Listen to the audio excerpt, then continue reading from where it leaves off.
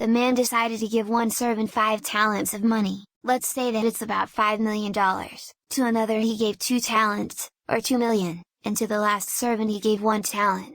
He gave each servant a large amount he thought they could handle or according to their ability.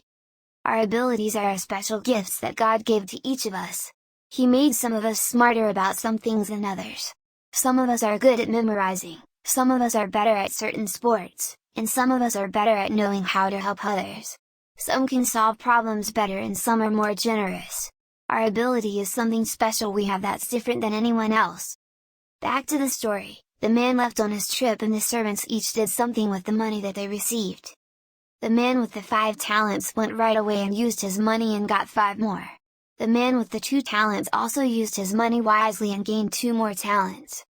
But the man with 1 talent took his talent and buried it in the ground to keep the money safe. He didn't even try to do something with it. He reminds me a bit like a dog that buries a bone.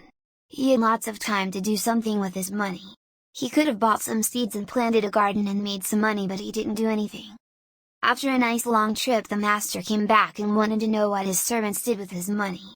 The first man with the 5 talents said, "You trusted me with 5 talents and I made 5 more." His master smiled and replied, "Great job, good and faithful servant. You are trustworthy with a few things, so I will put you in charge of lots of things. Come celebrate with me." I think it's interesting that the master says he trusted him with a few things. He gave him $5 million. That's a lot of things. But to this master it was small compared to what he would give and trust him with now. Then the man with the 2 talents came and said, "You trusted me with 2 talents and I made 2 more." His master smiled and replied, "Great job, good and faithful servant. You are trustworthy with a few things, so I will put you in charge of lots of things. Come celebrate with me." Then the man who received the 1 talent came and told his master, "I know you work hard for your money, so I was afraid to lose any of it. I decided to bury it and keep it safe. Here is your 1 talent back."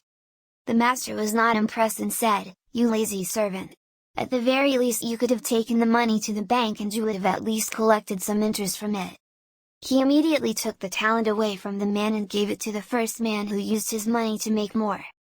The point Jesus was trying to make is that if you use your special gifts and abilities, God will give you more to keep doing these things you are good at. He will trust you with so much more.